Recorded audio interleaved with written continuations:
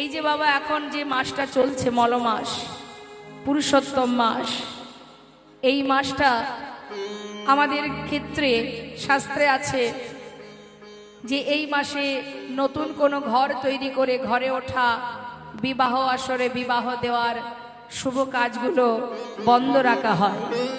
কিন্তু এই মলমাসটা পুরুষোত্তম মাস, ভগবানের প্রিয় মাস, স্বয়ং বিষ্ণুর প্রিয় মাস। এই মাসে জীব যদি অল্প একটু ধর্মীয় কাজ করে তাতে দ্বিগুণ ফল লাভ করে। নিতাই গৌর হরি বল। এই মাসে, এই মলমাসটায় যদি কোনো জীব ভগবানের সেবা, দান করা, গীতা দান করা, বস্ত্র দান, অন্নদান বা জপের মালা হাতে নিয়ে 108 বার জপ করতে পারে, জপের মালা হাতে না থাকলেও যদি ভগবানের সেবা দিতে বসে সেখানেও বসে বসে যদি 108 বার জপ করা হয়, অল্প কাজে বেশি ফল পাওয়া যায় এই মল মাসে যদি কেউ শুভ কাজ করতে পারে। কারণ এটা স্বয়ং বিষ্ণুর প্রিয় মাস। এই মাসে ধর্মীয় কাজ অর্থাৎ ভগবানের সেবা পূজা করো। দেখুন মা, আমাদের জীবনের প্রত্যেকটা দিনই, যে দিন আমরা ভগবানের শরণে থাকব, জেনে রাখবেন সেই দিনটাই ভগবানের দিন, সেই দিনটাই আমার প্রভুর দিন। আলাদা করে নির্ধারিত কোনো দিন নেই। এক এক দেবদেবীর পূজা হয়, এক একটা দিন নির্ধারিত আছে, আছে না বাবা? এক একটা দেবদেবীর পূজায় এক একটা দিন নির্ধারিত থাকে, কিন্তু ভগবানের কোনো আলাদা দিন নেই। ভগবানকে যে যেদিন ভালোবাসবে সেই দিনই তার জীবনের ভগবানের দিন হয়ে যাবে। তা মা, এই মলমাস প্রভুর প্রিয় মাস। এই মাসে আপনারা বস্ত্র দান করুন, গীতা দান করুন। তাহলে কি বললাম মা? পতিত জীবের বন্ধু হরি। তাহলে এই যে পতিত জীবের বন্ধু, পতিত জীবকে উদ্ধার করছেন এই কলিযুগে। এই কলিযুগে এই যে বর্তমান মলমাসে জীব যদি ভালো কাজ করতে পারে, মানুষের উপকার করা, দান করা, গীতা দান, গীতা পাঠ, ভাগবত করা, উপোস করা, সাধনা করা, উপাসনা করা, ব্রত করা, এগুলো যদি করতে পারে, যতটুকু করবেন তার অনেক অনেক অধিক ফল আপনারা লাভ করতে পারবেন যদি এই মাসে সেই কর্মগুলো করতে পারেন। আমার সামনে দাঁড়িয়ে আছিস, তোর হাতে ওটা কি? করুণাময় ভগবান। ভক্ত যদি অনাহারে থাকে ভগবান কি করে সেবা করবে মা? কেউ যখন কিছু দিল না বাবা, প্রভু কৃপা করে ভক্তের জন্য দুধ এনেছে। ছলনা করে বালক বেশে সামনে দাঁড়িয়ে বলছে, আমি গো, আমি। হ্যাঁ, তুই কে? তোর হাতে ওটা কি? এটা তোমার জন্য দুধ এনেছি আমি। আমার জন্য? কেন আমার জন্য দুধ এনেছিস কেন? বাহ, আনবো না? সকাল থেকে না খেয়ে আছো, তাই তো তোমার জন্য দুধ নিয়ে এলাম। আমি সকাল থেকে না খেয়ে আছি, তুই কি করে জানলি? আমি জানবো না তো জানবে কে শুনি? তাই তো এনেছি, খেয়ে নাও। সেটাই তো ভাবছি, তুই জানলি কি করে? বল, কি করে জানলি তুই? আচ্ছা, ওই যে সকালবেলা ব্রজমাইরা জল নিতে এসেছিল, তারা ফেরার পথে বলা বলি করছিল তুমি নাকি সারাদিন না খেয়ে গাছতলায় বসে আছো। কেন গো, তুমি ভিক্ষা করো না কেন? সবাই তো ভিক্ষা করে, তুমি কেন ভিক্ষা করো না? বালক, ব্রজবাসীরা বলল আর তুই নিয়ে চলে এলি। আচ্ছা, ব্রজবাসীরা কি করে জানলো যে আমি অনাহারে আছি? এত কথাই কাজ কি তোমার? এনেছি কষ্ট করে, খেয়ে নাও। সে না হয় বুঝলাম। আচ্ছা বালক, তোর নাম কি রে? মনের মধ্যে ভক্তের মনের ভিতরে সাড়া দিচ্ছে মা যে স্বয়ং প্রভু তিনি বালক বেশে আমার জন্য দুধ নিয়ে এলো না তো। কিন্তু কিছুতেই ধরা দিচ্ছে না।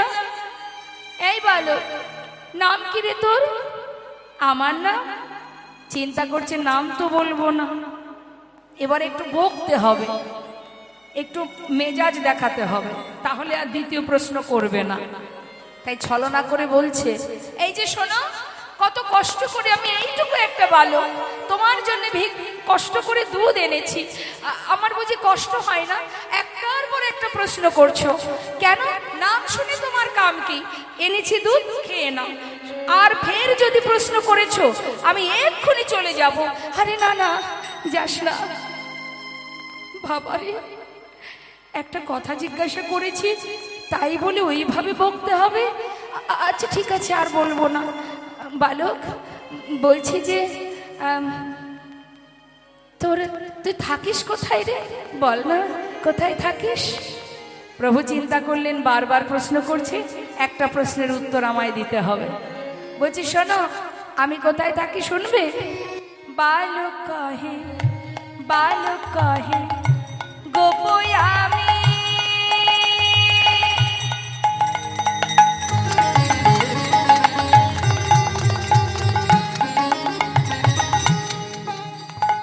ওই না বালক কহে গোপয় আমি,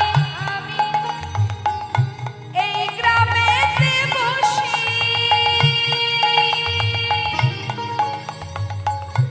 আমার গ্রামেতে কেহ না রহে উপবাসী। ওই বাবা কহে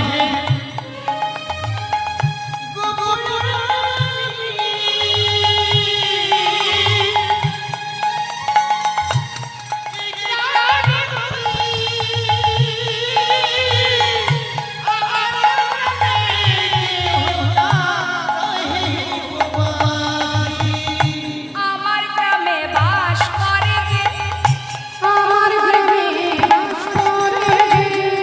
নানায় উপবাসী থাকে না সে, আমার গ্রামে বাস করে যে।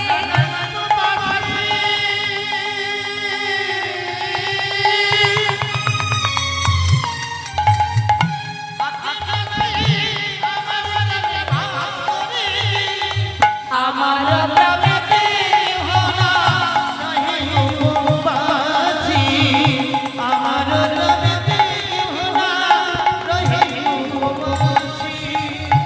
আচ্ছা, তোর গ্রামে যারা বাস করে কেউ উপবাসী থাকে না বাবা? আচ্ছা ভালো, বলছি যে তুই আমার জন্য দুধ এনেছিস তো? সত্যি কথা বলতে কি জানিস, আমি তোকে চিনি না, জানি না, তুই আমার জন্য এনেছিস, আমি খাবো না, তুই চলে যা। খাবে না? এত কষ্ট করে নিয়ে এলাম তোমার জন্য, এইটুকু মানুষ আমি, এত পথ হেঁটে এলাম, তুমি খাবে না? চিন্তা করুন বাবা, ভক্তকে কেমন করে সাজছে ভগবান। খাও না, এনেছি খাও না। প্রভু বলছে না, আহা, মাধবেন্দ্র পুরী গোসাই বলছে আমি খাবো না। কেন খাবে না? খাও না, খাও বলছি, একটু খাও। যতবার বলছে ততবার এক পা এক পা করে এগিয়ে যাচ্ছে, খাও না, খাও না।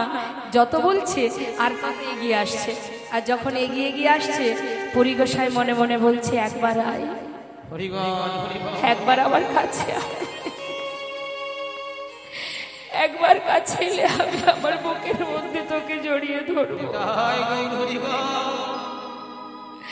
দূরে দাঁড়িয়ে দাঁড়িয়ে আমাকে সেবা দিবি, কাছে আসবি না, কাছে না এলে খাবোই না, আমি খাবো না। খাও না, কত কষ্ট করে এনেছি, একটু খাও।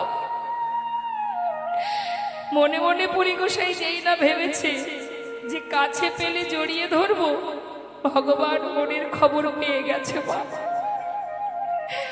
তাই জেনে রাখবেন, কাউকে হাতে করে যদি কোনো ক্ষতি করেন নিজের হাত দিয়ে, কারোর কোনো ক্ষতি করলে যেমন অপরাধ হয়, মনে মনে কারোর ক্ষতি চাইলেও তাতেও অপরাধ হয়। মনে আপনি ভালো যদি কারোর কোনো উপকার করেন তাতে যেমন আপনার পুণ্য হবে, মনে মনে কারোর ভালো কিছু কামনা করলেও তাতেও আপনার পুণ্য হবে।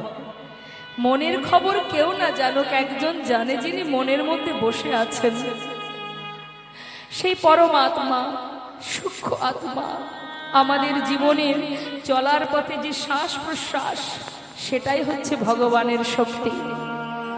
তিনি সব খবর পান মা, দেহের সব খবরই তিনি জানতে পারেন, কি মনে চলছে আর কি চলছে না। যেই না বলেছে একবার কাছে এলে ধরবো, প্রভু অন্তরে জানতে পেরে ভক্তের মনের খবর পেয়ে তিনি আর এক পাও এগিয়ে গেলেন না, ওইখানে দাঁড়িয়ে পড়লেন। সাথে সাথে বললেন, এই শোনো, এই যে এই ভাণ্ডটা রইল, আমি তোমায় বললাম না যে আমি গোয়ালার ছেলে, আমাকে দুধ দোয়াতে হবে, আমার অনেক কাজ গো, এই রইল ভাণ্ড, তুমি দুধ সেবা করে ভাণ্ডটা ধুয়ে রেখো, আমি সব পরে এসে নিয়ে যাব, এখন আমি আসি কেমন? এই যাস না, শোন এদিকে আয়, একটা কথা শোন। না না, আমার আর সময় নেই, আমি যাই। চলে গেল। ওই শুধু একবার মনে মনে বুঝেছে যে আমাকে জড়িয়ে ধরবে। মনের খবর পাওয়া মাত্রই দুধের ভাণ্ড রেখে প্রভু আমার চলে গেলেন। চারিদিকে দেখছে পুরী গোসাই, এত বলি গেলা গোপাল না দেখিয়া মাধবেন্দ্র পুরীর চিত্ত হইল চমৎকার।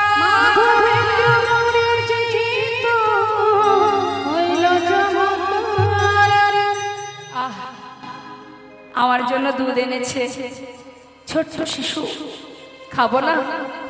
তা কি করে হয়? কষ্ট করে নিয়ে এলো, আমি খাবো না? না না, খেয়ে নি। ভাণ্ডটা নিয়ে পুরো দুধটাই সেবা করলেন। আহা, কি শান্তি, তৃপ্তি, যেন অমৃত পান করলাম।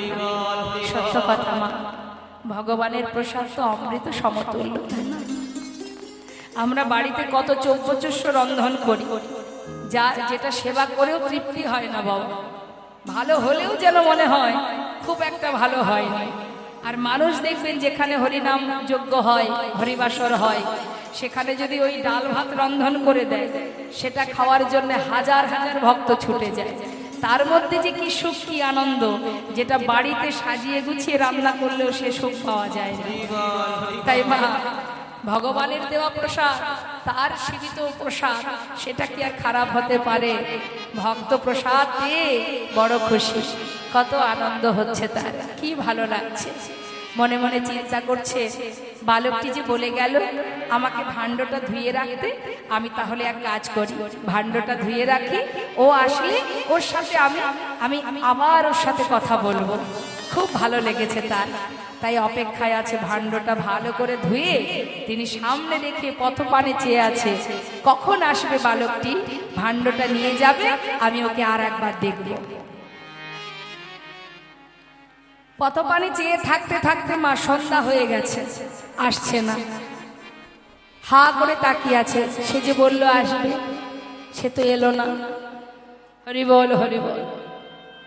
আমার জন্য এত কষ্ট করে দুধ নিয়ে এলো, বললো পরে এসে ভাণ্ড নিয়ে যাবে, কিন্তু সে আসছে না কেন?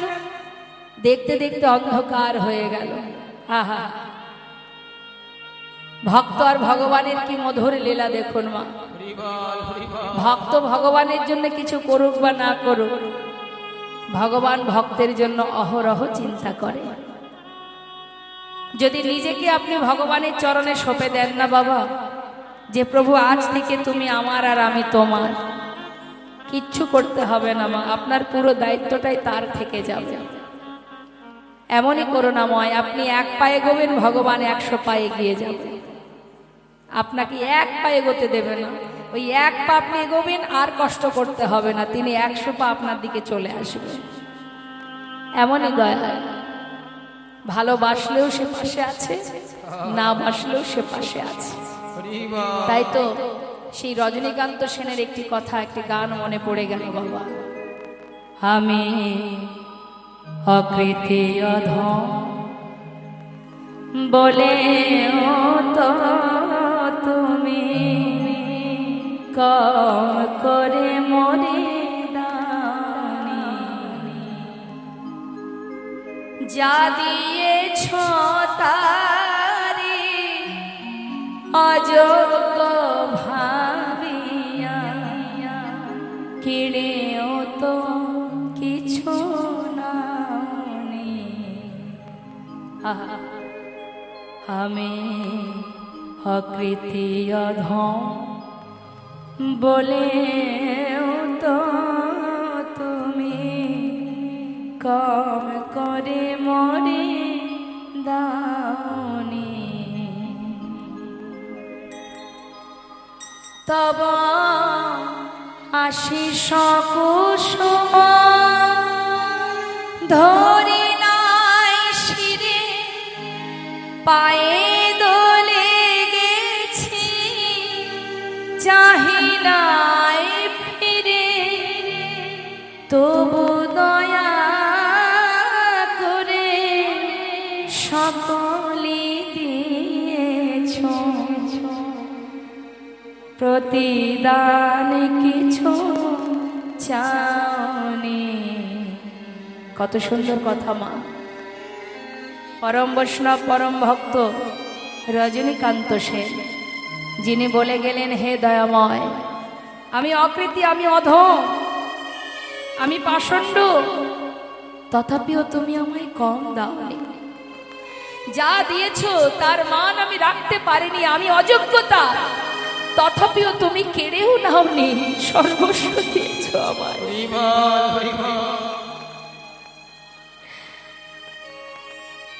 আমি ছুটিয়া বেড়াই জানি না কি আসে, সুধা পান করে মরি গো পিয়াসে, তবু দয়া করে সকলি পেয়েছি, তুমি তো কিছুই পাওনি। আমি অকৃতি অধম বলেও তো তুমি কম করে মরে দাওনি।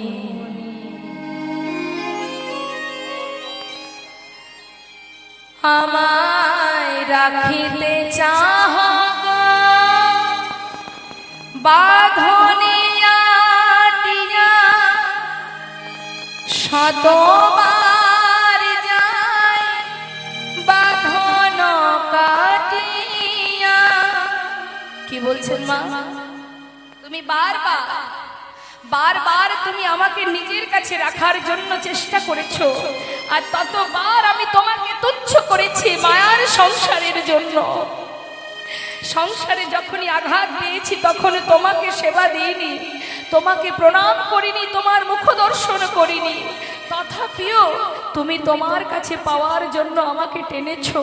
আমি তোমাকে তুচ্ছ করেছি, তোমাকে ত্যাগ করেছি। এক সময় যেন মনে হলো যাকে আমি এতদিন উপেক্ষা করেছি হয়তো সে আজ আমার পাশে আর নেই, কিন্তু কি দেখলাম,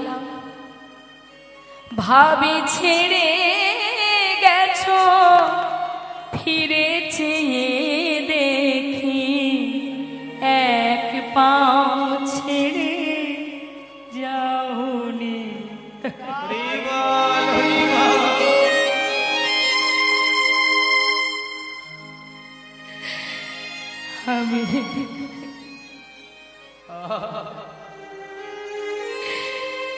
আমি অকৃতি অধম বলেও তো তুমি কম করে বলে দাওনি।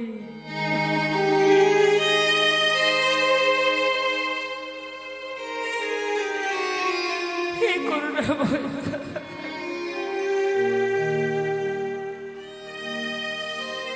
সর্বদাই তুমি আমার কাছে আছো, কিন্তু আমি তোমায় চিনতে পারি।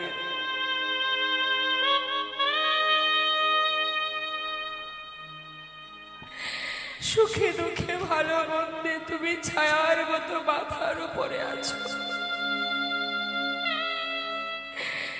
আমি তোমাকে উপেক্ষা করে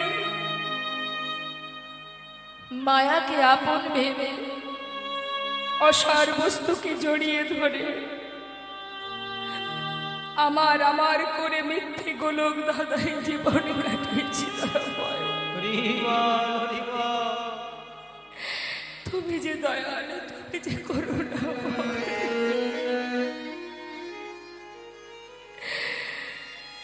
প্রথমবারে চেয়ে আছে ভক্ত, কখন আসবে সেই বালক। দেখতে দেখতে রাত হয়ে গেল মা, আর পারছে না তাকিয়ে থাকতে, ঘুম এসে যাচ্ছে। চিন্তা করছে ঘুমিয়ে পড়লে সেই ফাঁকে নিয়ে চলে গেলে আমি তো ওকে আর দেখতে পাবো না। যেমন করে হোক আমাকে জেগে থাকতে হবে। চোখ মেলে বসে আছে, আর পারছে না, আর পারছে না। চোখে তন্দ্রাচ্ছন্ন, চোখের পাতা বন্ধ হয়ে যাচ্ছে। অবশেষে ওই বটবৃক্ষের তলায় কোনো রকমে শুয়ে পড়েছে। আর যেই না শুয়ে পড়েছে, চোখে ঘুম এসে গেছে। মধ্যরাত্রে প্রভু স্বপ্ন দেখাচ্ছে, স্বপ্নের মধ্যে দর্শন দিয়ে ডাকছে, মাধব, মাধব। কে? তুমি, তুমি এসেছিলে আমার কাছে।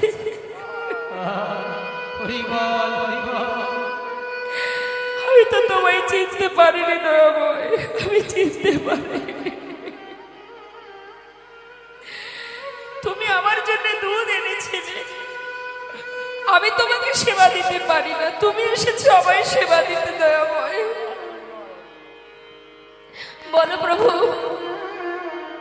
তুমি এইভাবে কেন এলে? মাধব,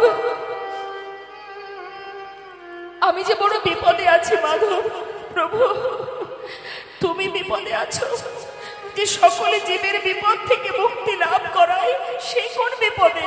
আমায় বলো দয়াময়, তুমি কোন বিপদে আছো? মাধব, দেখবে তুমি, এসো। হাতটি ধরে নিয়ে যাচ্ছে মা। স্বপ্নের মধ্যে দেহটা পড়ে আছে, সূক্ষ্ম আত্মায় নতুন কলেবর ধারণ করে তার হাত ধরে নিয়ে যাচ্ছেন ভগবান। কোথায়? গিরি গোবর্ধন পর্বতের এক পাশে একটা গভীর ঘন জঙ্গল। সেই জঙ্গলের মধ্যে নিয়ে গিয়ে দেখাচ্ছে, মাধব দেখো মাধব, আমি বহু বছর ধরে এই জঙ্গলে পড়ে আছি। জানো মাধব, আমার ভক্ত আমাকে এখান থেকে নিয়ে গিয়ে আবার পুনরায় প্রতিষ্ঠা করবে বলেছিল। সে যে রেখে চলে গেছে, আর কখনো আসেনি সে।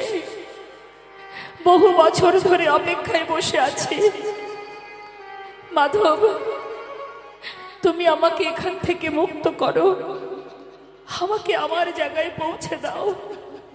মারবে মাধব? বলো পারবে? জানো মাধব, আমি তোমার অপেক্ষায় বসে আছি। দয়াময়, তুমি আমার অপেক্ষায় বসে আছো। আমি তোমার অপেক্ষায় বসে আছি মাধব। বহু বছর ধরে পড়ে আছি। হে দয়াময়, কে তোমাকে এখানে রেখেছে? কেন তোমায় রেখেছে? আমায় বলো মাধব। আমি বহুদিন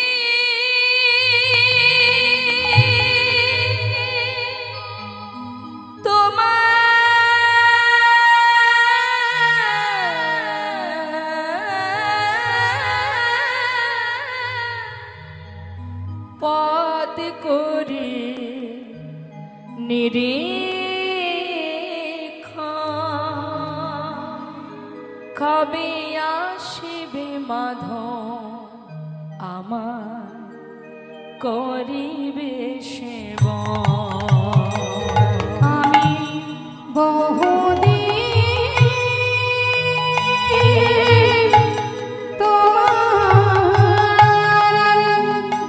পথ করে নিরীক্ষণ, কবে আসিবে মাধব আমায় করিবে সেবা।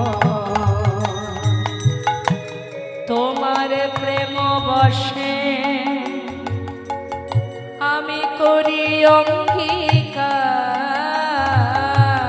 তোমার প্রেম বশে আমি করি অঙ্গীকার। মাধবেন্দ্র পুরী গোসাই বললেন, দয়াময়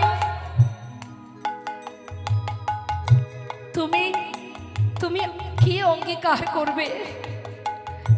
মাধব, আমি তোমার প্রেমে মুগ্ধ, তোমার ভক্তিতে আমি সন্তুষ্ট। বলো মাধব, তুমি পারবে এই জঙ্গল থেকে আমাকে বাহির করতে? আমি প্রতিজ্ঞা করছি, তুমি যদি আমাকে আবার উদ্ধার করে দাও, দর্শন দিয়া নিস্তারিব জগৎ আর প্রেম বশে আমি করি অঙ্গীকার। দর্শন দিয়া নিস্তারিব এ জগৎ সংসারে। শ্রী গোপাল নাম গোবর্ধন ধারী ব্রজে স্থাপিত আমি ইহায় অধিকারী। এবার মোরে উদ্ধার করো মাধবেন্দ্রপুরী, মাধবেন্দ্রপুরী, মাধবেন্দ্রপুরী, মাধবেন্দ্রপুরী। এবার মোরে উদ্ধার করো মাধবেন্দ্রপুরী, মাধবেন্দ্রপুরী,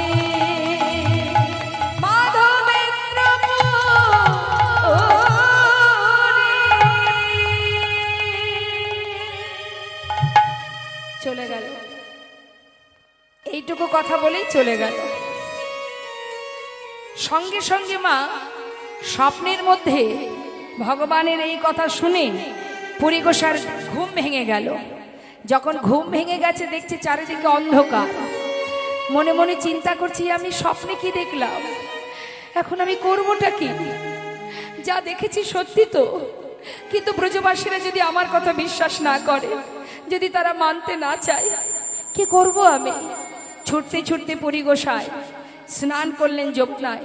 স্নান করে ভিজা বসনে গোবর্ধনের চারিপাশে যে গ্রামগুলো আছে তাদেরকে ডেকে বললেন, ওগো ব্রজবাসী, শোনো শোনো, এই গ্রামে ঈশ্বর তোমাদের মা গোবর্ধন ধারী কুঞ্জে লুকায়িত আছে, চলো তাহারে বাহির করি।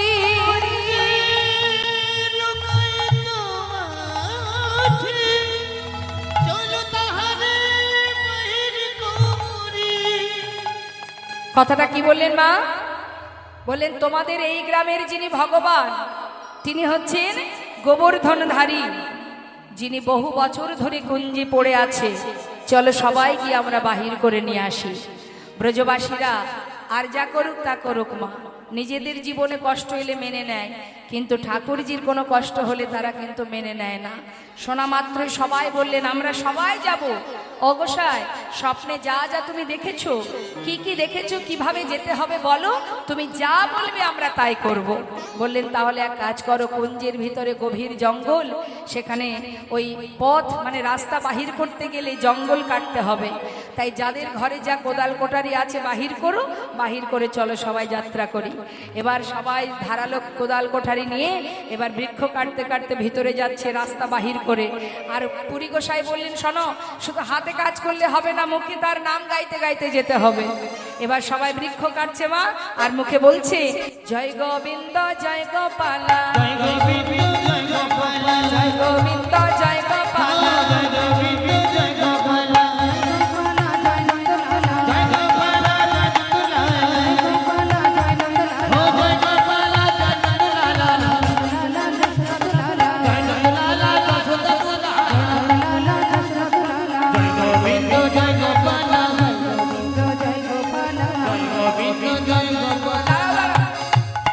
শান্ত হও, আর বৃক্ষ কেটো না, ওই যে ছোট্ট কুঞ্জ দেখা যাচ্ছে, চলো। সবাই বলছে ও গোসাই তুমি যাও, আমরা তো আর জানি না স্বপ্নে তুমি দেখেছো, তুমি যেমন দেখেছো তেমন ভাবে তুমি যাও, আমরা কি করে যাব, আমরা তো খুঁজেও পাবো না, যাও তুমি যাও। এবার পুরী গোসাই কি করেছে মা, দেরি না করে এবার ভেতরে গেছে, ওই ঘন জঙ্গলের মধ্যে দেখছে লতায় পাতায় ভরা, দেখতে দেখতে দেহটা মাটির তলায় চাপা পড়ে গেছে। গিরি গোবর্ধনের গোপাল, তার একটা হাত কিন্তু উপরের দিকে, কারণ কনিষ্ঠ অঙ্গুলিতে গিরি গোবর্ধন ধারণ করেছিলেন, একটা হাত উপরের দিকে, দেহটা মাটির তলায় চাপা পড়ে গেছে, বহুদিন ধরে আছে তো পড়ে, লতা পাতা জমে যেতে যেতে আস্তে আস্তে মাটি হয়ে গেছে, কিন্তু হাতটা বাইরে আছে। পুরী গোসাই গিয়ে জঙ্গলের মধ্যে গিয়ে খুঁজছে, নিজের হাত দিয়ে খুঁজে খুঁজে দেখছে মা, কিন্তু পাচ্ছে না, চারিদিকে খুঁজছে, তাহলে স্বপ্নে যেটা দেখেছি সেটা পাচ্ছি না কেন, খুঁজছি চারিদিকে, জয় গোবিন্দ জয় গোপাল, জয় গোবিন্দ জয় গোপাল, গোবিন্দ জয় গোপাল, জয় গোবিন্দ জয় গোপাল, জয় গোপাল জনক লালা, জয় গোপাল জনক লালা, জনক লালা দশরথ লালা। পেয়েছি, এই তো পেয়েছি। ওই যে হাতটা উপরের দিকে আছে মা, যেই না হাতে হাত ঠেকেছে পুরী গোসাই চমকে উঠেছে, স্বপ্নে যা দেখেছি পেয়েছি গো, পেয়েছি, কিন্তু তুলবে কি করে, মাটির তলায় চাপা পড়ে গেছে। পুরী গোসাই তো বয়স হয়েছে মা, কিন্তু স্বপ্নে দেখেছে গোপাল এখানে আছে, তাই তাকে অনেক কষ্ট করে তাকে বাহির করে যেই না কুঞ্জ থেকে বাইরে এনে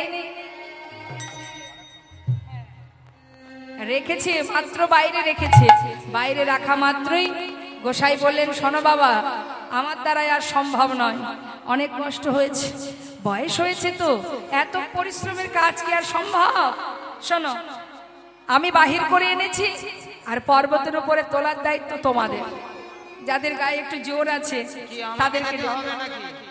হ্যাঁ বলিষ্ঠ ব্যক্তি লাগবে, তুমি বলিষ্ঠ দেখে তো মনে হচ্ছে না।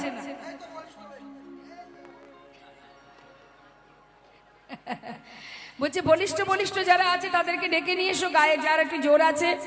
দেখুন বাবা, ভগবান যদি একটু হালকা হতেন সবাই তুলে নিয়ে যেতে পারতেন, কিন্তু তার আজ মনে বাসনা জেগেছে ভক্তের কাঁধে চেপে পর্বতে উঠবে। আমাদের যেমন বাসনা জাগে, প্রভুরও বাসনা জাগে, তার বাসনা কি করে পূরণ হয় না, তিনি নিজেই ভক্তের কাছ থেকে বাসনা পূরণ করে নেয়। ইচ্ছা হয়েছে ভক্তের কাঁধে চেপে উঠবে পর্বতের উপরে, এখন ভক্তরা বলছে আমরা তো আছি, আমরা নিয়ে যাব। এবার কাঁধে করে নিয়ে ভগবানকে গিরি গোবর্ধন পর্বতের উপরে নিয়ে যাচ্ছে। মহা মহা বলিষ্ঠ লোক একত্র করিলাম, মহা মহা করি শোনো একত্র করিলাম, মহা মহা বলিষ্ঠ লোক একত্রে করিলাম, পর্বত করে গেল পুরী, পর্বত করে গেল পুরী, ঠাকুর লইয়া, ঠাকুর লইয়া।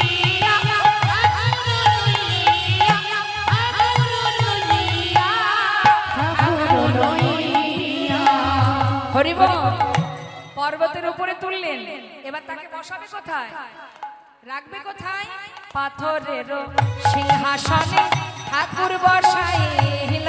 ওই পাথরের সিংহাসনে ঠাকুর বসাইল, একটা পাথরের উপরে বসিয়েছে, আর একটা পাথর পিছন দিকে হেলান দিয়েছে, একেবারে চেয়ারের মতো সিংহাসন হয়ে গেছে মা। তাই বলছে বড় এক পাথর পৃষ্ঠে, বড় এক পাথর পৃষ্ঠে, বড় এক পাথর ওই পৃষ্ঠে বড় এক পাথর পৃষ্ঠে, অবলম্ব কহিল, তাই হরিয়া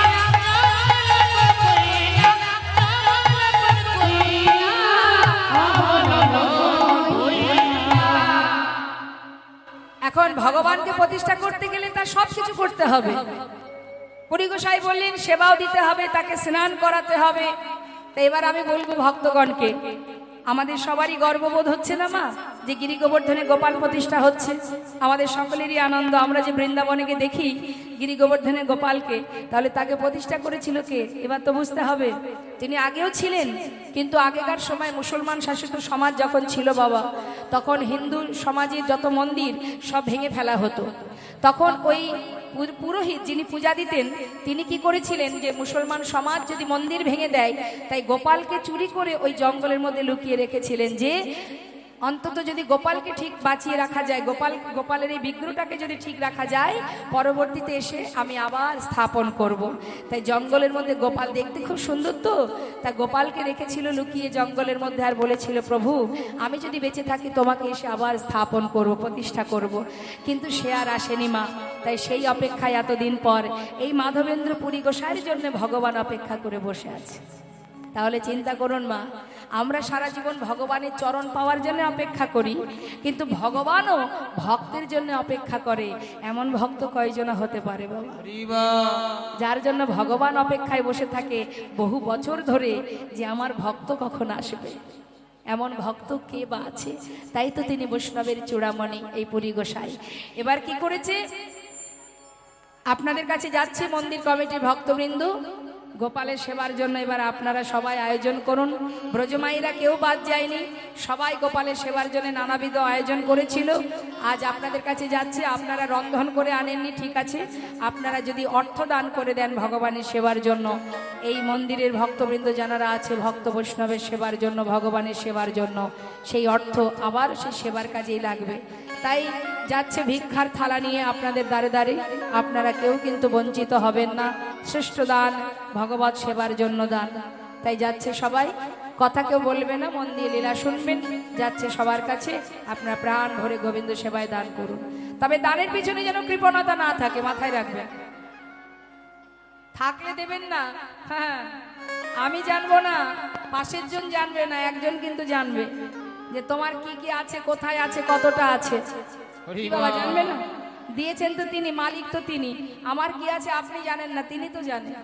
ফাঁকি দিলে আপনি আমার বিপদে ফেলবেন না, তিনিই ফেলে দেবেন, তাই না?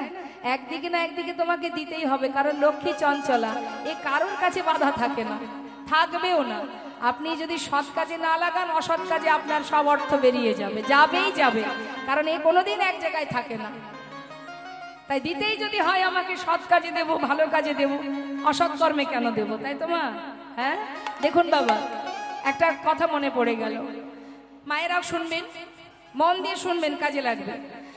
প্রতিদিন ঠাকুর মন্দিরে একজন প্রণাম করতে যায়, একজন মনে করুন তার টাকা পয়সা আছে, একজন ভদ্রলোক প্রণাম করতে যায়। মা প্রণাম করে বাইরে আসার পর দেখবেন অনেক ভিখারিরা বসে থাকে, থাকে না বাবা?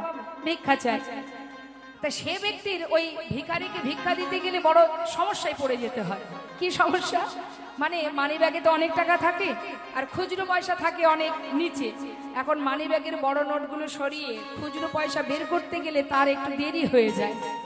এখন এই খুচরো পয়সা দিতে সমস্যা হয় বলে মনে মনে ঠিক করেছে, এবার যদি কোনোদিন ওই মন্দিরে প্রণাম করতে যায়, কিছু খুচরো পয়সা আলাদা পকেটে করে নিয়ে যাব। এখন কি করেছে, মানি ব্যাগটা এক পকেটে নিয়েছে, আর কিছু খুচরো পয়সা এক পাশে নিয়েছে।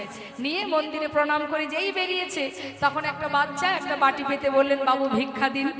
তাড়াতাড়ি করে খুচরো পয়সা তার ভিক্ষার বাটিতে দিয়েছে। তখন সেই ছোট্ট বালকটি বললেন, বাবু আপনি আমাকে কত দিলেন, কি দিলেন, এটা বড় কথা নয়, বড় কথা আপনি কোন মনোভাব নিয়ে আমাকে দিলেন, ভগবান সেটাই দেখবেন। এটাই গৌর হরি বল। তা মনোভাবটাই বড় বিষয় মা। আপনি কত বড় আয়োজন করেছেন এটা বড় কথা নয়, আপনার মনটা কেমন, কোন মনে আপনি সেবা দিচ্ছেন, এটাই বড় বিষয়। ভগবান সেটাই দেখবে, এটাই দেখবে তিনি। তাই দেবার সময় মন থেকে দেবেন, স্বতঃস্ফূর্ত ভাবে দেবেন, কৃপণতা নয়, একদম সহজ সরল মন, পবিত্রতা নিয়ে, হে প্রভু তোমায় দিলাম যেন তোমার সেবায় লাগে। কেমন যাচ্ছে ভক্তবৃন্দ জানিতা? কই গেছে ভক্তরা? ভক্তরা কোথায়? মন্দিরের ভক্তরা ভিক্ষায় আসুন। তামা এবার বললেন, শোনো অব্রজবাসী, এতদিন মাটির তলায় ছিল গোপাল, সারা গায়ে কাদামাটি লেগে আছে, জল নিয়ে এসো, স্নান করাতে হবে। তা গোবিন্দকুণ্ড থেকে জল আনতে যাচ্ছে ব্রজমাইরা, আনন্দ ধরছে না ব্রজমাইদের। কেন না? গোপালকে আজকে স্নান করানো হবে। তাই সমস্ত ব্রজমাইরা গোপালের স্নানের জন্য জল নিয়ে আসতে যাচ্ছে, সাথে যাচ্ছে বাদ্যযন্ত্র। আনন্দ হচ্ছে না মা? তা আনন্দের সহিত যেতে গেলে কি করে, সবাই আনন্দ করতে করতে যায়। তা নাচতে নাচতে যাচ্ছে, বাদ্যযন্ত্র বাজতে বাজতে যাচ্ছে। তা যাচ্ছে মা, নবশত ঘটে নবশত মানে 100 ঘট নতুন মাটির 100 ঘট জল ওই পর্বতের উপরে তোলা হলো। নবশত ঘটি জল আজি কইল উপনীত, নবশত ঘট জলে আজ কইল উপনীত, নবশত ঘটি জল আজি কইল উপনীত, নবশত ঘট জলে আজ কইল উপনীত, নবশত ঘটি জল আজি কইল উপনীত। নানা বাদ্য ভেঙে মারে শ্রী গুণ গাই গীত, নানা বাদ্য ভেঙে মারে শ্রী গুণ গাই গীত, নবশত ঘট জলে আজ কইল উপনীত, নবশত ঘটি জল আজি কইল উপনীত। কেহ নাচে কেহ গায়, কেহ নাচে কেহ গায় রে, কেহ নাচে কেহ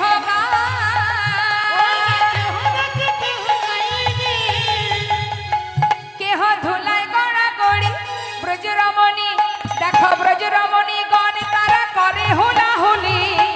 হরি বল হরি বল হরি বল। বজ্রমণি গান তারা করে হুলা হুলি। নবশত ঘট জলে আজ কইল উপনীত, নবশত ঘটি জল আজি কইল উপনীত, নবশত ঘটি জল আজি কইল উপনীত। 100 ঘট জল তুললেন মা উপরে, স্নান হলো। এবার পুরী গোসাই বললেন সেবার ব্যবস্থা করো। সমস্ত ব্রজমাইরা যার যেমন ক্ষমতা রন্ধন করে এনেছে, প্রত্যেকে যদি নিয়ে আসে একটু একটু করে, কি হয়? বৃন্দাবনের সমস্ত ব্রজবাসী ব্রজমাইরা তারা যদি রান্না করে নিয়ে আসে, এক জায়গায় করলে কি হবে? একবারে পাহাড় তৈরি হয়ে যাবে না? পাহাড় তৈরি হয়ে গেছে মা। যেই না অন্নকূট তৈরি হয়েছে, পুরী গোসাই বললেন তাহলে এবার এক কাজ করো, নিবেদন করতে হবে। বললেন ও গোসাই তুমি নিবেদন করে দাও। এবার পুরী গোসাই বহু বছর পর গোপালের সেবা দেবে বলে নিবেদন করলেন। এত বলি পুরী গোসাই নিবেদন করিল, বহু দিনের খোদাই গোপাল সকলে খাইল।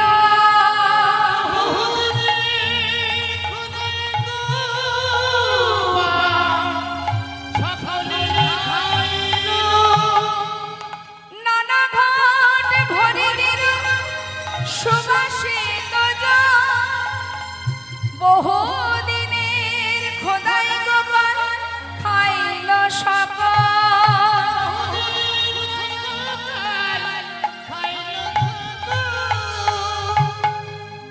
অনেক ঘট ভরি দিল সুবাসিত জল, জল দিল একেবারে অন্নকূট হলো মা, মানে অন্নের পাহাড় হলো। স্তূপে স্তূপে অন্ন, রাশি রাশি রুটি ইত্যাদি ইত্যাদি রসা, বিভিন্ন রকমের নানাবিধ সবজি, সব কিছু ছানা পুরি সব সাজিয়ে দিয়েছে। ভগবান সেবা করছে। পুরী গোসাই তো আর জানে না, তিনি ওই নিবেদন করে বাইরে এসে বাবা বাইরে এসে কি করছে? ভজন কীর্তন করছে।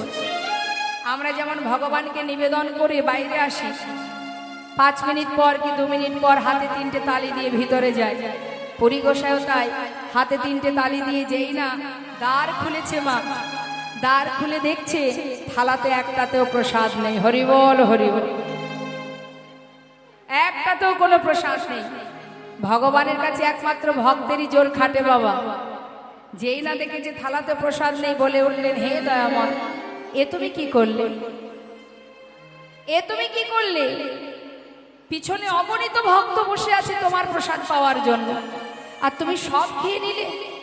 তুমি একটু তো রাখবে, কিঞ্চিত তো রাখবে, বলো তুমি এ কি করলে বলো? আমি ওদের বলবোটা কি? ওদের জন্য তুমি প্রসাদ রাখবে না? মানছি তোমার খিদে পেয়েছে, তাই বলে তুমি সব খাবে, ভক্তদের জন্য রাখবে না? ভগবানের কাছে একমাত্র ভক্তই পারে জোর খাটাতে। রইল থালা, চললাম বাইরে, যা ভালো লাগে তাই করো।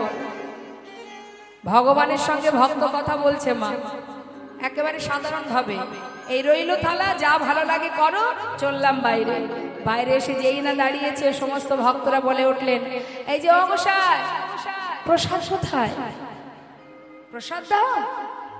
পুরী গোসাই বলছে প্রসাদ নেই। আজ আর প্রসাদ নেই। কেন? প্রসাদ কি হলো? যা হয়ে গেছে। যা হওয়া তা হয়ে গেছে মানে? এই যে অবসায়, কেন প্রসাদ কি হয়েছে? মানে প্রসাদ নেই? আমরা যে বসে আছি প্রসাদ পাবো বলে প্রসাদ নেই, সে কি কথা? সবাই চিন্তা করছে প্রসাদ গেল কোথায়, এত প্রসাদ একেবারে অন্নকূট গেল কোথায়? পরিগোসাই আবার দ্বার খুলেছে মা, খুলে দেখছে ভগবান তার মায়া দৃষ্টি দিয়ে থালায় থালায় প্রসাদ ভরে দিয়েছে। নিতাই গৌর হরি বল হরি। প্রসাদ বাইরে নিয়ে এসে সবাইকে বিতরণ করে দিলেন আর মনে মনে বললেন, হে প্রভু, কে বোঝে তোমার লীলা? আহা, যে বুঝেছে সেই তো মজেছে। কে জানে তোমার মহিমা? বেশ, প্রসাদ বিতরণ হয়েছে যেই বাবা, সবাই প্রসাদ পেয়েছে। প্রসাদ পেয়ে এত খুশি মা, এক ভক্ত বলে উঠলেন, এই যে ও গোসাই, কালকে গোপালের সেবার জন্য যা যা খরচ লাগবে তার দায়িত্ব আমি নেব। কাল আবার গোপালের অন্নকূট সেবা হবে। এবার কালকে যে সেবা করলেন বাবা, সে আবার সেবা যিনি দিয়েছেন, ভক্তরা প্রসাদ পেয়েছে, তার মধ্যে এক ভক্ত বললেন, ও গোসাই, আগামীকাল আমি সেবা দেব। এইভাবে প্রতিদিন এক একজন করে সেবা দিতে দিতে একেবারে টানা 2 বছর ওই অন্নকূট সেবা হলো গিরি গোবর্ধনে গোপালে। 2 বছর ধরে সেবার পর পুরী গোসাই হঠাৎ চিন্তা করলেন, তাই তো, আমি তো একটি জায়গায় বাধা পড়ে গেলাম, কিন্তু আমার যে ইচ্ছা একটু তীর্থ ভ্রমণ করব। হে প্রভু, তোমার সেবায় যদি বাধা পড়ে যায়, আমার তো আর তীর্থ যাওয়া হবে না, কি করব আমি? এক কাজ করি, তুমি প্রতিষ্ঠা চেয়েছো, তোমায় প্রতিষ্ঠা দিলাম, আর তোমার সেবার দায়িত্ব যদি আমি কারোর হাতে দিতে পারি, তাহলে বাকি যে কটা দিন বাঁচবো বাকি তীর্থ ভ্রমণ করব।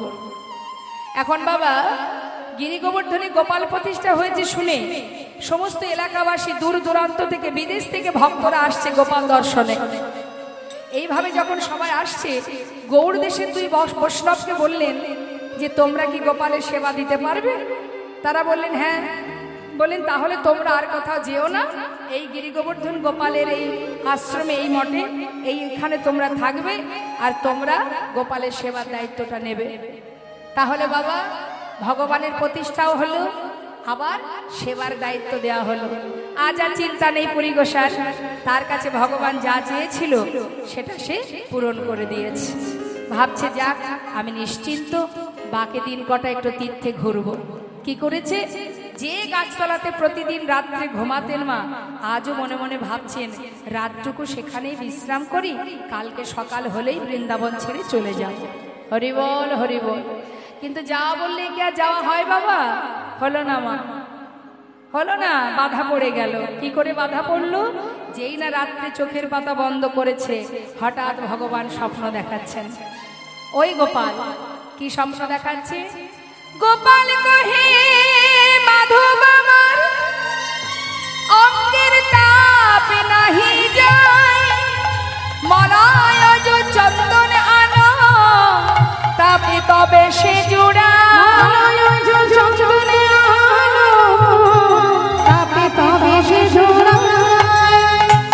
বুঝতে পারলেন না? আবার বাধা সৃষ্টি হয়ে গেল। বলছে গোপাল কহে মাধব অঙ্গের তাপ নাহি যায়, মানে আমার সারা শরীর জ্বালা করছে। কেন? এতদিন মাটির তলায় ছিলাম, অসহ্য জ্বালা, তাই তুমি মলায়জ চন্দন নিয়ে এসো। মলায়জ চন্দনটা কেমন জানেন মা? দেখেছেন মলায়জ চন্দন? দেখেননি? মলায়জ চন্দনটা দেখতে খুব সাদা, এবং এই চন্দনটি সুগন্ধ, খুব সুন্দর গন্ধ। আর কি, এই চন্দনটা সুশীতল, মানে ঠান্ডা প্রকৃতির। এটা অঙ্গে মাখলে দেহ শীতল হয়। তাই বলছে যা, তুমি আমার জন্য মলায়জ চন্দন নিয়ে এসো। আমার মলায়জ চন্দন কোথায় পাওয়া যায় জানেন? আমার দিকে, আমি এখানে, অন্য কোথাও নেই। মলায়জ চন্দন পাওয়া যায় কোথায়? পুরী গোসাই জিজ্ঞাসা করলেন, হে প্রভু তুমি বলে দাও মলায়জ চন্দন কোথায় পাবো? তখন প্রভু বললেন, মলায়জ চন্দন আনো নীলাচলে হইতে, অন্য হইতে নাহি তুমি যাও হে তরিতে।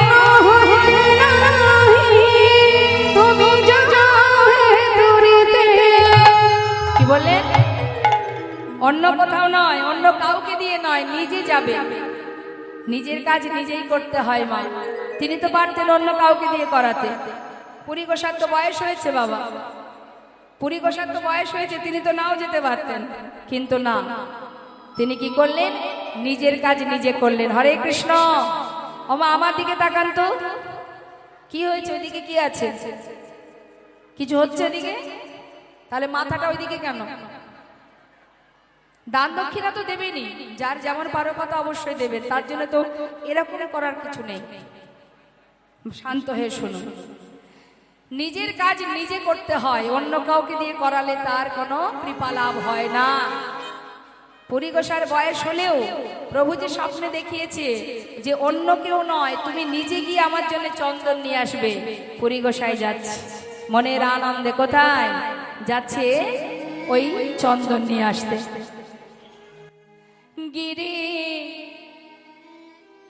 ধারি গোপা ব্রজ গোপদোলা অপরূপ লীলা তব তরুণ তমা। গিরি ধারি গোপদোলা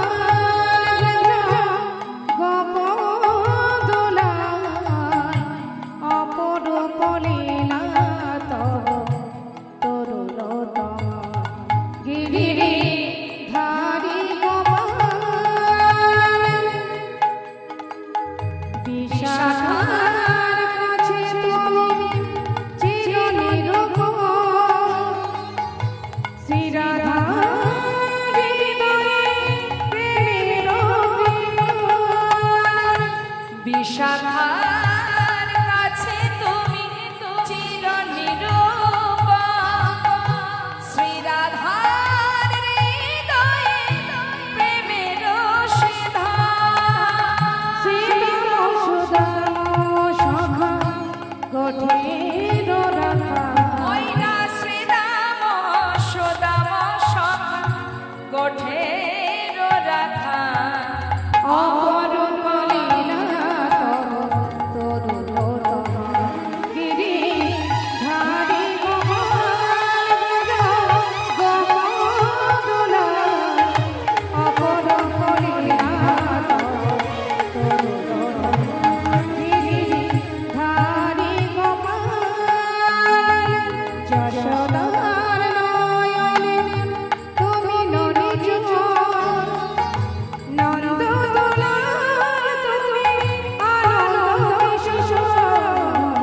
যশোদার নয়নে তুমি ননিজ। নন্দ দুলাল তুমি আনন্দ কিশোর।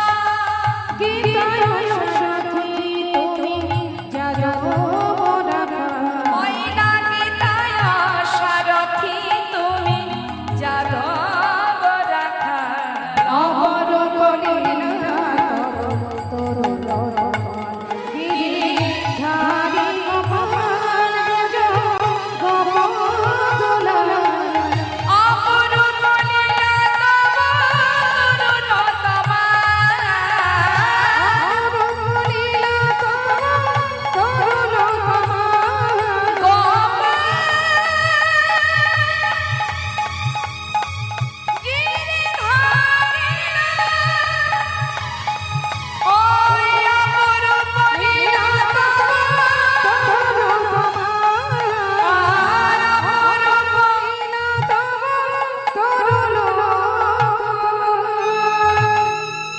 হরিবল হরিবল। কোথায় বৃন্দাবন, কোথায় নীলাচল বাবা? নীলাচলে যাওয়ার পথে ওই রেমুনার ওপর দিয়ে যাচ্ছে পুরী গোসাই। তা রেমুনায় যেতে যেতে হঠাৎ মনে মনে ভাবছে, মা যাচ্ছি যখন রেমুনার উপর দিয়ে, একবার না হয় গোপীনাথকে প্রণাম করে যাই। এই ভেবে যেই না গোপীনাথ মন্দিরে পৌঁছালেন, হঠাৎ দেখছে মুখের উপরে দরজাটা বন্ধ হয়ে গেল ঠাকুর ঘর। যেই না মন্দিরে দরজা বন্ধ হয়ে গেছে, পুরী গোসাই বললেন, এই যে ও বৈষ্ণব, মন্দিরের দরজাটা বন্ধ করলে কেন? আমি প্রণাম করতে এসেছিলাম। তখন পূজারী বললেন, জানো না এখন ভোগ দিতে হবে। ভোগ? ভোগ? এখন আবার কিসের ভোগ? সন্ধ্যাবেলা কেউ ভোগ দেয়? বলে হ্যাঁ গো, এখনই ভোগ হবে। কিসের ভোগ? শোনো শোনো, সন্ধ্যায় ভোগ লাগে অমৃত কেলি নাম, সন্ধ্যায় ভোগ লাগে অমৃত কেলি নাম, সন্ধ্যায় ভোগ লাগে অমৃত কেলি নাম, সন্ধ্যায় ভোগ লাগে অমৃত কেলি নাম। ওমা, ওই মা ঘুমাচ্ছে, ডেকে দিন তো। ওমা আমার দিকে।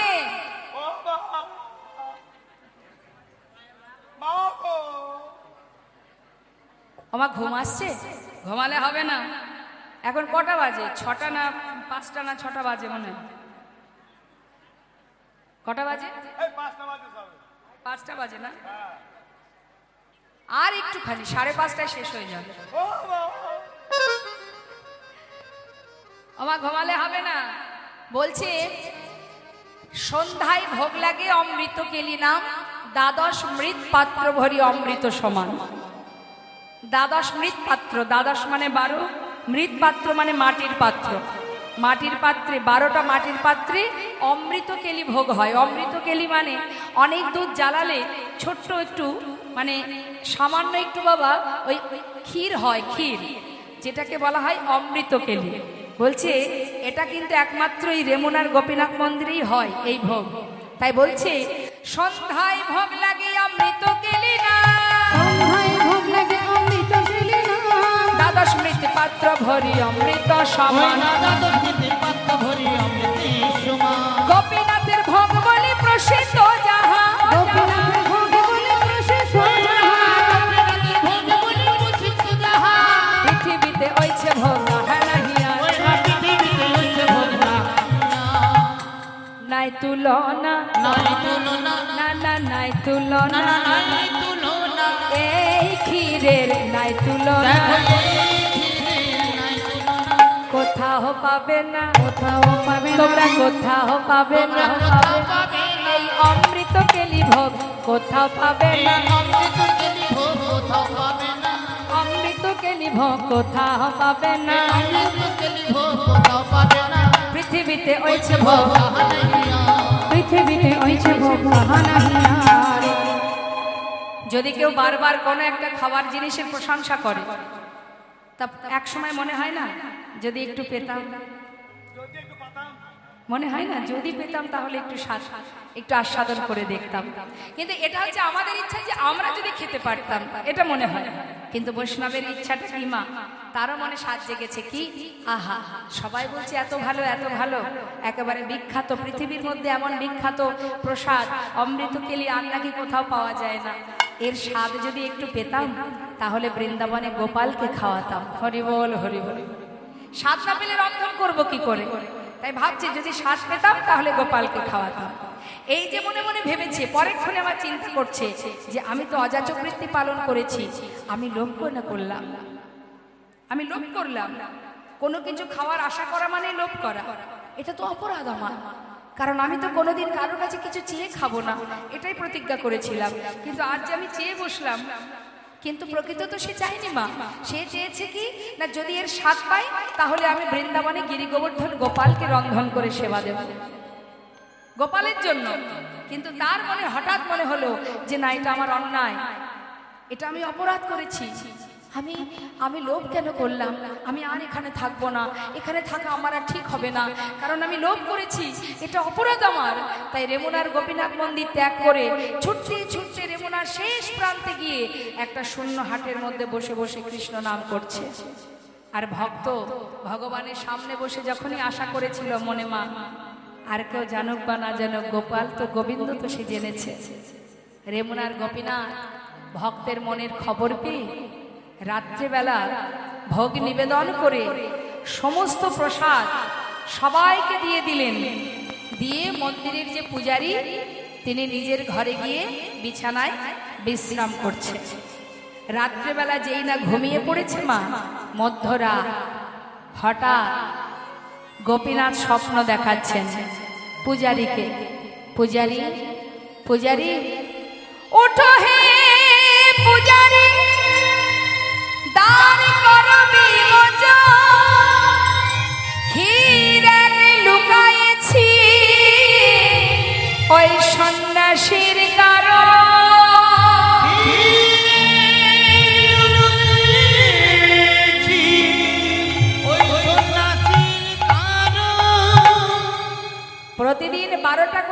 পাত্রে গুনে গুনে দেয়, আবার 12টা গুনে গুনে বাহির করে, সেই প্রসাদ সবাইকে বিতরণ করে। কিন্তু আজ 12টা পাত্র দিয়েছে, বাহির করার সময় আজ আর গোনা হয়নি। 11টা পাত্র বাইরে বেরিয়ে এসেছে, একটা পাত্র আর দেখতে পায়নি বাবা। আজ আর গোনাও হয়নি। ভগবানের কি লীলা মা, তার কি মহিমা। তিনি যে এক পাত্র ভাণ্ডের এক পাত্র ক্ষীর তিনি যে নিজের বস্ত্রের আড়ালে ভক্তের জন্য লুকিয়ে রেখেছে। পূজারী স্বপ্নে যখনই গোপীনাথ তাকে স্বপ্নে দেখিয়েছে, সে মনে মনে চিন্তা করছে আমি কি দেখলাম। দেখি তো স্বপ্নে যা দেখেছি সেটা সত্যি কিনা। তাড়াতাড়ি বিছানা ছেড়ে স্নান করে শুদ্ধ বসন পরে ঠাকুর ঘরে প্রবেশ করে ভগবানের মন্দিরে দরজা খুলে ভেতরে গিয়ে যেই না প্রভুর নিজের পরনে যে বসনটা পরা আছে, সেই বসনটা যখনই সরিয়েছে মা, সরিয়ে দেখছে তার পিছনে এক ভাণ্ড ক্ষীর লুকিয়ে রাখা। চরণটা জড়িয়ে ধরে কাঁদছে দয়াময়। তুমি ভক্তির জন্য ক্ষীর চুরি করেছ,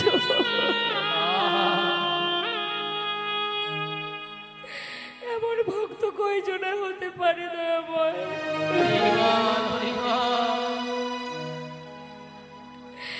সেই পাত্রটি মাথায় করে নিয়ে প্রভু বললেন, যাও ভক্ত, আমার এক ভক্ত রেমুনার শেষ প্রান্তে, যে কিনা শূন্য হাটে বসে বসে আমার নাম করছে, তার কাছে পৌঁছে দিয়ে এসো। সেই পূজারী রাত্রের অন্ধকারে প্রসাদের পাত্রটা মাথায় নিয়ে ছুটতে ছুটতে যাচ্ছে আর ডাকছে, কে আছো, কোথায় আছো মাধবেন্দ্রপুরী, যার লাগি গোপীনাথ ক্ষীর করলো চুরি।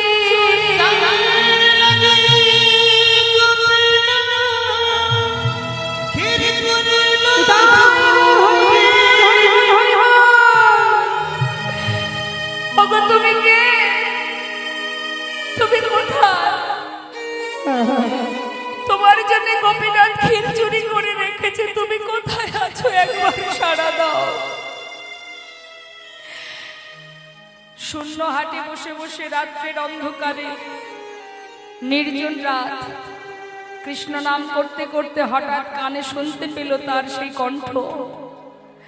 চিৎকার করে বললেন, আমি মাধবেন্দ্রপুরী বসি এইখানে।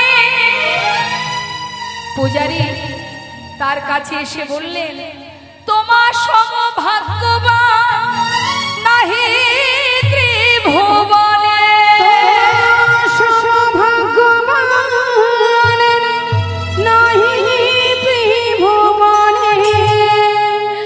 ক্ষীরের পাত্রটা হাতে দিয়ে চরণটা জড়িয়ে ধরে খাচ্ছে।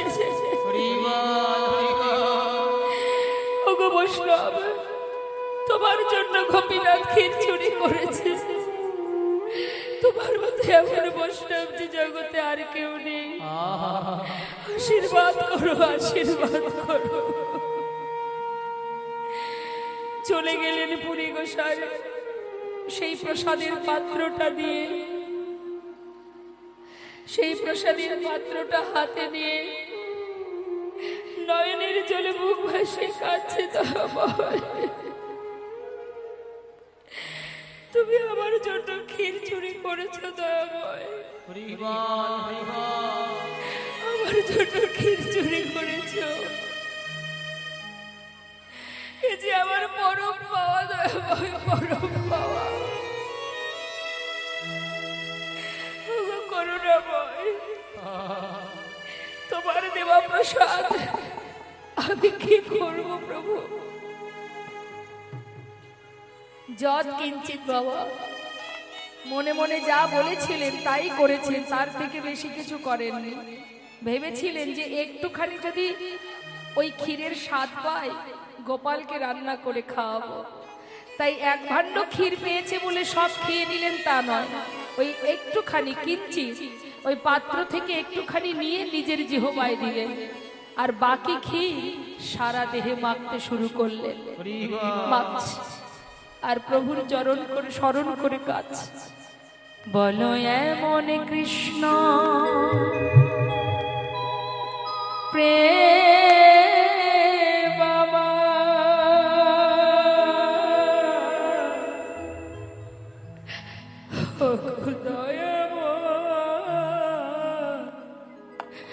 কবে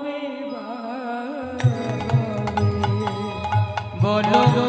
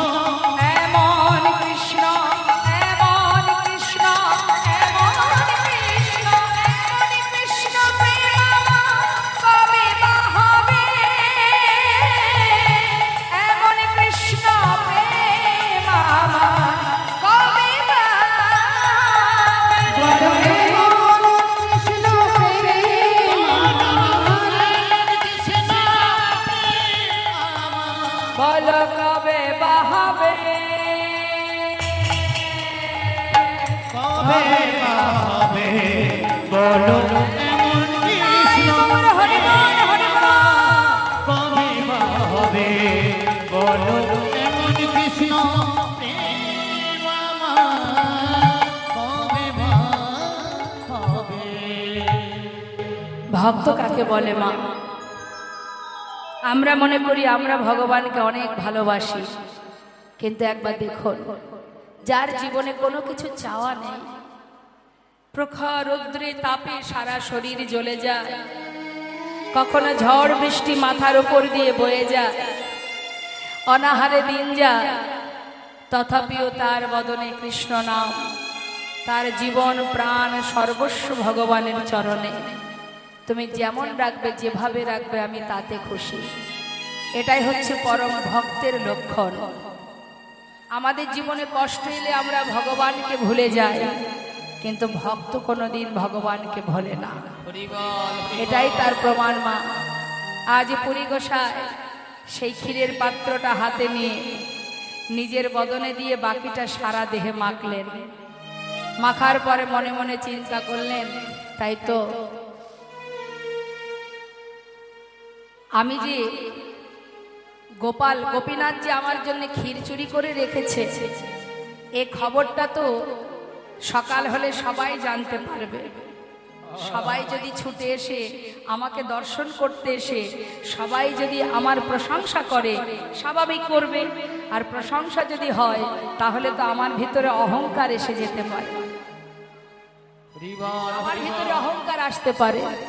কারণ আমার প্রশংসা যখন করবে তখন যদি আমার মধ্যে অহংকার আসে, তাহলে তো গোবিন্দ ভক্তি গোবিন্দ কৃপা থেকে আমি দূরে সরে যাব। আমি তো প্রশংসা চাই না। মাটির পাত্রটা রয়েছে হাতে, মা চিন্তা করছে এটাও তো প্রসাদ, প্রভু যখন পাঠিয়েছে এটাও তো প্রসাদ। তাই সেই প্রসাদটা কি করেছে, মাটির পাত্রটা ভেঙে টুকরো করে নিজের আঁচলে বেঁধে নিয়েছে। কেন? পথে যেতে যেতে কোথাও যদি কিছু সেবার বস্তু না পাই, এটাই একটু একটু করে সেবা করব। কি অপূর্ব প্রেম। আর আমরা দেখবেন অনেকে আছি প্রসাদ পেয়ে, যে কোনো ফল প্রসাদ পেয়ে তার খোসাটা যেখানে সেখানে ফেলে রাখি। এটা অপরাধ। আপনি ফেলবেন, কেউ যদি তার উপর দিয়ে মারিয়ে যায়, অপরাধ তার হবে না, আপনার। প্রসাদই যেটা প্রসাদ, সেটার উপরে যদি আপনি মারিয়ে চলে যান অপরাধ। সেটা এমন জায়গায় ফেলবেন, সেটা আপনি জলে দিতে পারেন, কিন্তু এমন জায়গায় যেখানে কোনো পা পড়ে না সেরম জায়গায় ফেলুন, ঠিক আছে, যেখানে সেখানে ফেলবেন না। প্রসাদে পা পদদলিত করলে তাতে অপরাধ হয়। তাই বাবা মাটির পাত্রটা ভেঙে আঁচলে বেঁধে নিয়েছে, খিদে পেলে সেটাই খাবে। আবার চিন্তা করছে যদি কেউ প্রশংসা করে সেটা আমি নিতে পারবো না। আমরা প্রশংসা ভালোবাসি না বাবা। কেউ যদি আমাদের ভালো বলে, আমাদের যদি নাম করে, কেউ যদি প্রশংসা করে, যশ খ্যাতি পাওয়ার আশা করি না মা আমরা? 5 জন ভালো বললে মনে হয় আরো 5 জন বলুন, খুশি হব, আরো ভালো লাগবে। কিন্তু ভক্ত যারা হয়, বৈষ্ণব যারা হয়, তারা নিজেদের প্রশংসা কখনোই চান না। সবাই যদি ভগবানের প্রশংসা করে তারা বড় খুশি হয়, কারণ তারা ভক্তাধীন। ভগবানের কাছে ভক্ত বড়। হ্যাঁ, তাই কি করেছে, সকালবেলায় সবাই এসে প্রশংসা করবে সেই ভয়ে নিজেই তাড়াতাড়ি করে অন্ধকার থাকতে থাকতে ওই রেমুনা ছেড়ে চলে গেল। কিন্তু গেলে কি হবে, এই খবর কি আর চাপা থাকে বাবা?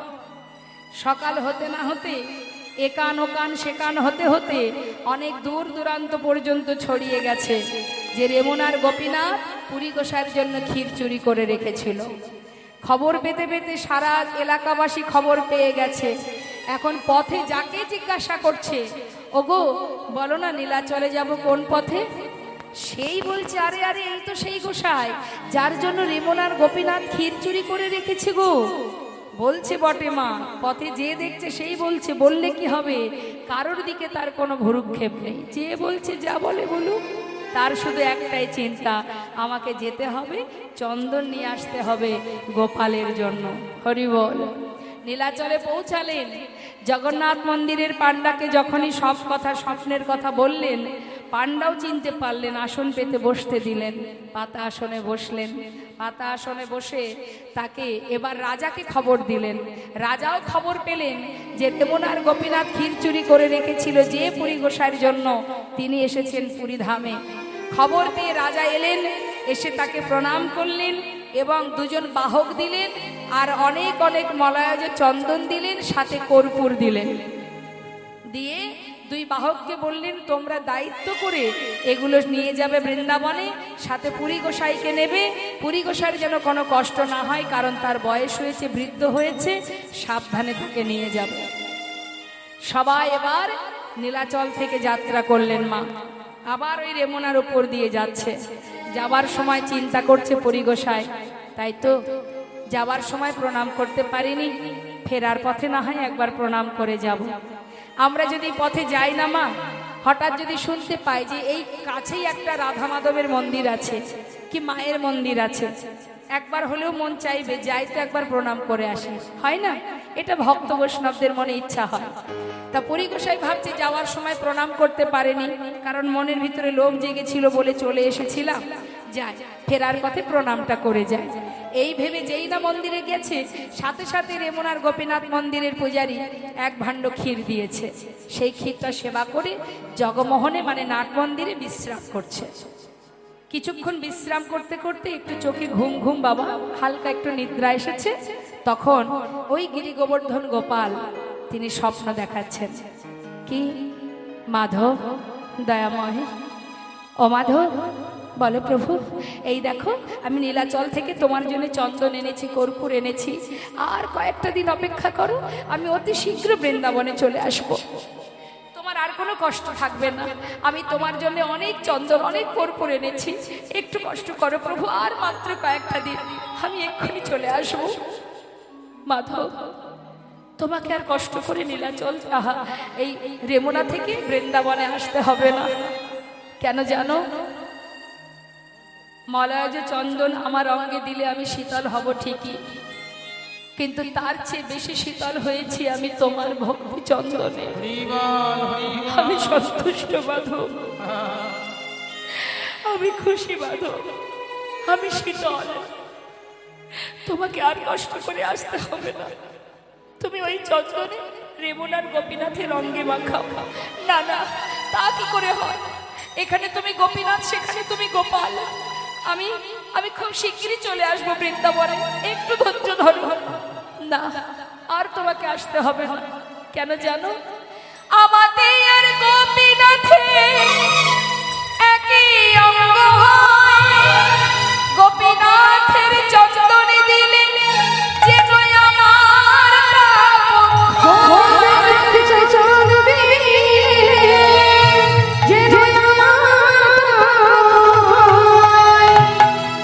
বুঝলে? তাকে চন্দন দিলে আমি আমার জ্বালা নিবারণ হবে। এবারে তো হলো, বেশ তাই হবে প্রভু। আর কিন্তু গোপীনাথ মন্দির ছেড়ে মাধবেন্দ্র পুরী গোসাই বৃন্দাবনে যায়নি। মা বয়স হয়েছিল তো, বৃদ্ধ হয়ে গিয়েছিলেন। তাই মন্দিরের পূজারীকে সব কথা বললেন, স্বপ্নের কথা, আর এলাকাবাসীকে ডেকে সুন্দর করে সেই চন্দন লেপন করতে শুরু করলেন গোপীনাথের অঙ্গে, রেমুনার গোপীনাথের অঙ্গে। টানা 21 দিন ধরে, যতদিন চন্দন ছিল কর্পূর ছিল, এক টানা 21 দিন ধরে চন্দন লেপন করেছিলেন। এটা শুরু হয় মা অক্ষয় তৃতীয়ার দিন থেকে, যেটা প্রতি বছরই হয়, যেটাকে বলা হয় চন্দন যাত্রা। যদি ভাগ্যে থাকে দর্শন করে আসবেন ওই রেমুনার গোপীনাথকে। আজও সেই চন্দন লেপন করা হয় 21 দিন টানা, অক্ষয় তৃতীয়া থেকে শুরু হয়। চন্দন মাখাতে শুরু করলেন ভক্তরা সবাই। নব দুরিবাদল ঘন শ্যাম, নব দুরিবাদল ঘন শ্যাম, নব দুরিবাদল ঘন নব দুরিবাদল ঘন শ্যাম, দুরিবাদল ঘন শ্যাম, ঘন শ্যাম, দুরিবাদল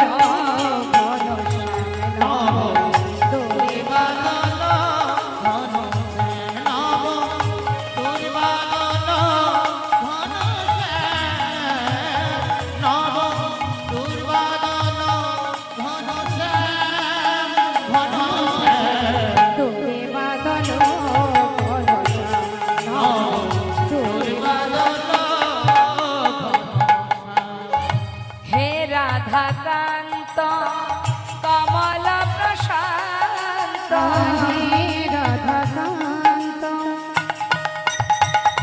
কমল প্রশান্ত, হে রাধাকান্ত কমল প্রশান্ত, হে রাধাকান্ত কমল প্রশান্ত, তুমি প্রভু নিদানের দান। নব দুরিবাদল ঘন শ্যাম, নব দুরিবাদল ঘন শ্যাম, নব দুরিবাদল ঘন শ্যাম,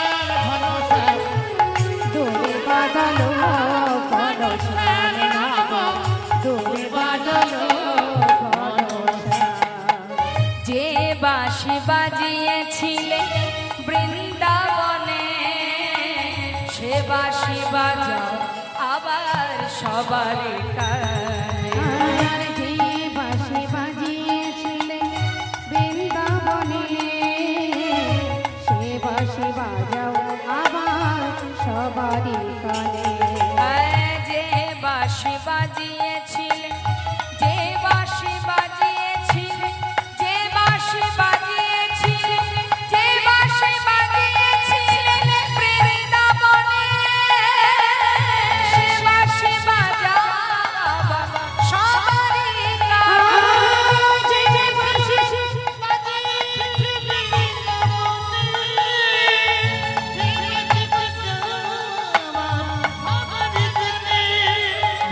তোর বাদল ঘনশ্যাম, তোর বাদল ঘনশ্যাম, তোর বাদল ঘনশ্যাম, তোর বাদল ঘনশ্যাম, ঘনশ্যাম। তোরে বাদল ঘনশ্যাম, তোরে বাদল ঘনশ্যাম। ভক্ত আর ভগবানের মিলন হইল। ভগবানের মিলন হইল। হরে কৃষ্ণ। সকল ভক্ত চরণে নিবেদন, আপনাকে উঠবেন না। ভক্ত কমিটির ভক্তবৃন্দের ছোট ছোট ভাইদের মনে ইচ্ছা দুটো ভজন লাস্টে শুনবে, তাই আপনারা উঠে আসর থেকে উঠলে এই পরিবেশটা নষ্ট হয়ে যাবে। দুটো ভজন শুনুন, তারপরে আপনারা আপন ঘরে ফিরবেন। জয় রাধেশ্যাম।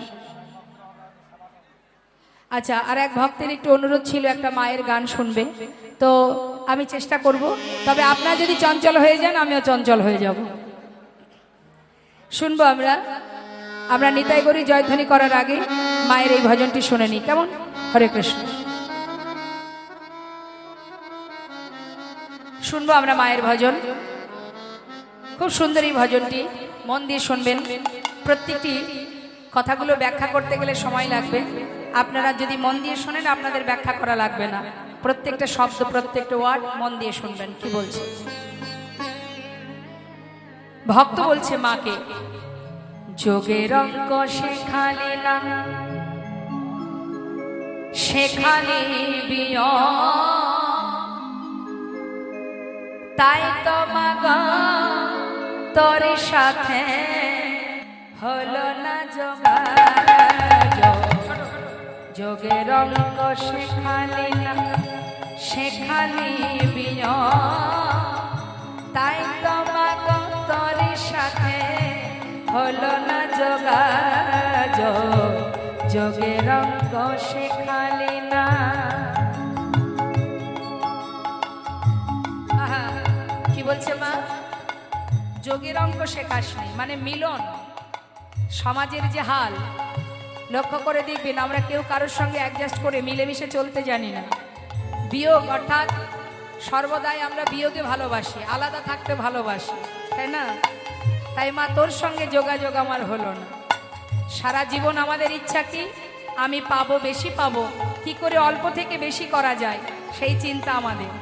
তাই বলছে মা, সারা জীবন ধরে আমি গুণ শিখে শিখে, মা সারা জীবন ধরে আমি গুণ শিখে শিখে, দ্বিগুণা গুণ নিলাম আমি, দ্বিগুণা গুণ নিলাম আমি, নিলাম আমার বুকে লক্ষ টাকা কোটি করার, লক্ষ টাকা কোটি করার, তাই তো বাড়ে লোভ মা।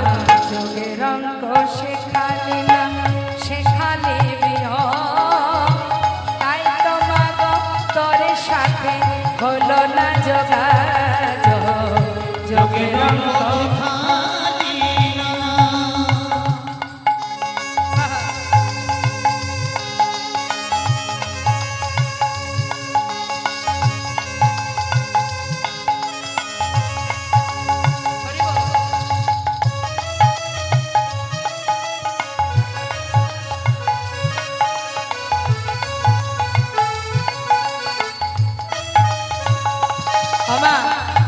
আমাদের জীবনে টাকা পয়সা বিষয় সম্পত্তি যদি ভাগ করে দিতে হয়, আমাদের মনের মধ্যে কষ্ট হয় না? হয় কি না? যে কেন দেব? আর যার কারণে আমরা ভগবানের কাছে, মায়ের কাছে কাঁদি যে মা ভাগ দিতে হচ্ছে, কষ্ট হচ্ছে, সইতে পারছি না, তাই না? এটা আমাদের মধ্যে কষ্টটা আসে। কিন্তু এ জগতে যা কিছু আছে, ভগবানের বিচার, মায়ের বিচার, সে তো সমান। মা কি কোনো সন্তানকে কম বেশি দেবে? সবাইকে সমানভাবে দেখবে। আর আমাদের তাতে কি হয়? বলছে ভক্ত, ভাগে করলে সইতে নারী, কমে যায় যে জমিদারি। ভাগে করলে সইতে নারী, কমে যায় যে জমিদারি। ভাগা ভাগি করিস যদি, ভাগা ভাগি করিস যদি, তাই তো মা তোর পায়ে পড়ি। অবশেষে শূন্য নিয়ে, অবশেষে শূন্য নিয়ে বাড়ি আমার ক্ষোভ মা। যোগের অঙ্ক শেখালি না, শেখালি বিয়ন, তাই তো মা গো তোর সাথে হলো না যোগাযোগ। যোগের অঙ্ক শেখালি না, সেখানে তাই তো মা গো তোর সাথে হলো না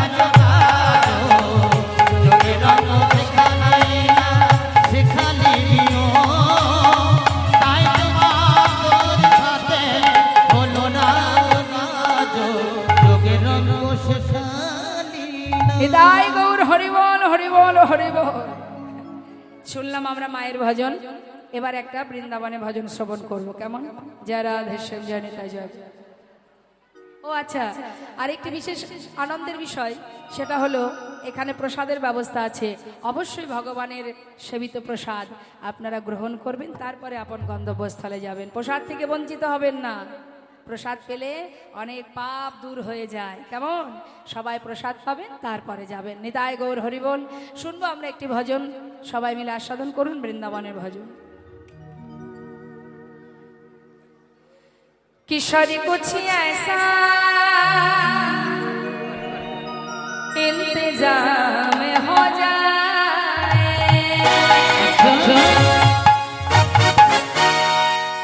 किशोरी कुछ ऐसा